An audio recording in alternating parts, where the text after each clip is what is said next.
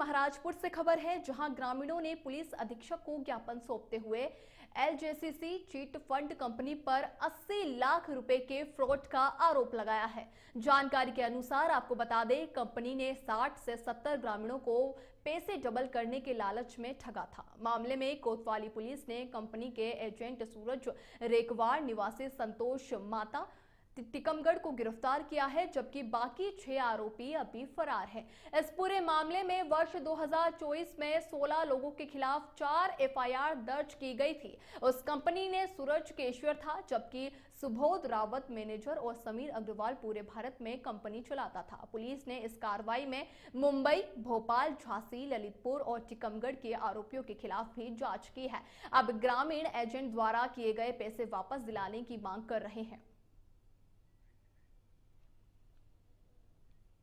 टीकमगढ़ में केंद्रीय मंत्री डॉक्टर वीरेंद्र कुमार ने सरदार वल्लभ भाई पटेल की 150वीं जयंती के अवसर पर राष्ट्रीय एकता और आत्मनिर्भर भारत का संदेश देते हुए यूनिटी मार्च का आयोजन किया है। मेरा युवा भारत द्वारा आयोजित ये मार्च नया खेरा से बोरी, हनुमान सागर होते हुए मनिकपुरा तक निकाला जाएगा, जहां जगह जगह पौधारोपण, बुजुर्गों का सम्मान और स्वागत किया जाएगा। मार्च में सैनिक, आईटीआई छात्र, विभिन्न संस्थाओं के युवा और बालिका बड़ी संख्या में शामिल होंगे।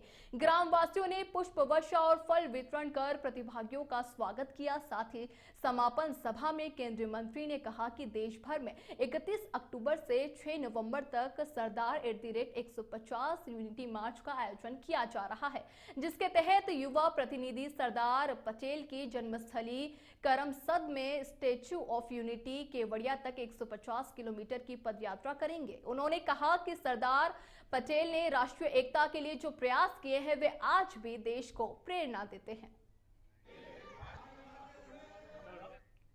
मध्य प्रदेश के मंडला जिले के मवई और मोतीनाल में सीमा पर जंगली हाथियों के झुंड ने हड़कंप मचा लिया है। झुंड में बड़े हाथियों के साथ छोटे बच्चे भी शामिल हैं और ये हाथी मोतीनाला वन परिक्षेत्र में आगे बढ़कर धनवाही, बेला और लुट्रा की ओर चल रहे हैं।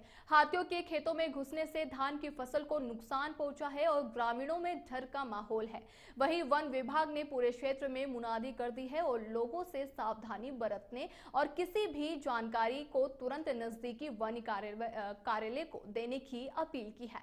विभाग की टीमें हाथियों की निगरानी कर रही है और उन्हें सुरक्षित दिशा में जंगल की ओर लौटने के प्रयास निरंतर कर रही है।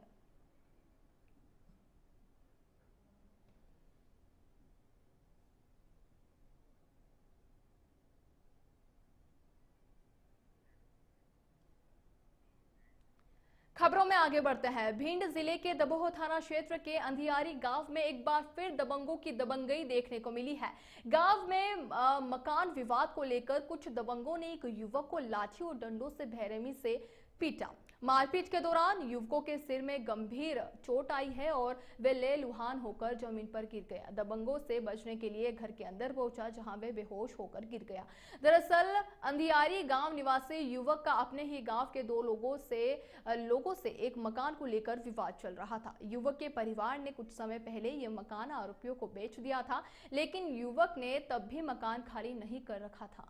इस बात को लेकर दोनों पक्षों के बीच लंबे समय से तनातनी चल रही थी, जिसके बाद कई बार आपसी समझौते के प्रयास भी किए गए, लेकिन विवाद खत्म नहीं हुआ। इसी कड़ी में इस विवाद ने हिंसक रूप ले लिया, जब आरोपियों ने अपने साथियों के साथ मिलकर युवक पर हमला बोल दिया। लाठी डंडों से लैस होकर पहुंचे आरोपियों ने उसकी सरेआम पिटाई कर दी। इस मामले में पीड़ित की ओर से मामला दर्ज कराया गया है, जिस पर पुलिस ने कार्रवाई करते हुए 3 आरोपियों को पकड़कर जेल भेज दिया है।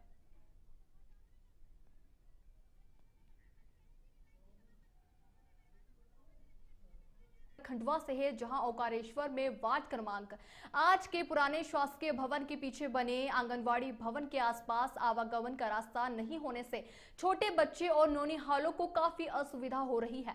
साथ ही पर्याप्त सफाई न होने के कारण क्षेत्र के बच्चे और वार्ड वासियों को गंदगी से होकर गुजरना पड़ता है।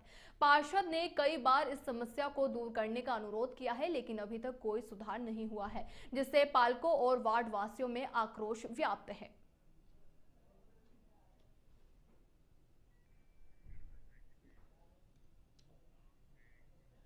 आगे बढ़ते हैं। शहडोल जिले के ब्योहारी थाना क्षेत्र से एक दिल दहला देने वाला मामला सामने आया है, जहां एक नाबालिग कलयुगी बेटे ने अपनी ही मां की बेरहमी से हत्या कर दी। जानकारी के मुताबिक मां बेटे को पढ़ाई करने के लिए कहती थी, जिससे परेशान होकर उसने अपनी ही मां पर लाठी डंडों से हमला कर दिया, जिससे मां की मौत हो गई। फिलहाल पुलिस ने नाबालिग को निरुद्ध कर दिया है और पूरे मामले की जांच में जुट चुकी है।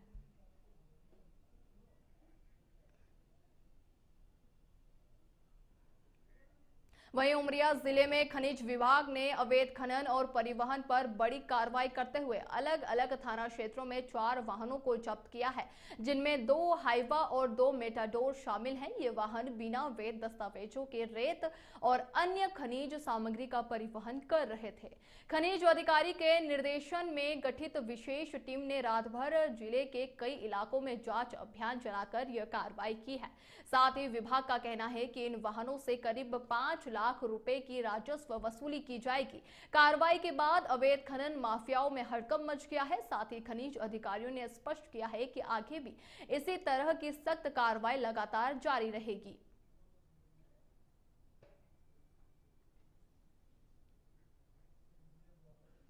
खनिज विभाग की टीम द्वारा जिले के विभिन्न स्थानों पर अवैध उत्खनन परिवहन पर प्रभावी कार्रवाई करते हुए कुल 4 अवैध वाहनों को जब्त किया जाकर पुलिस थानों में सुरक्षा खड़ा कराया गया है, जिसमें गुंडूटी चौकी में 2 वाहन खड़ा कराए गए हैं, नौरोजाबाद में 1 वाहन और कोतवाली उमरिया में 1 वाहन को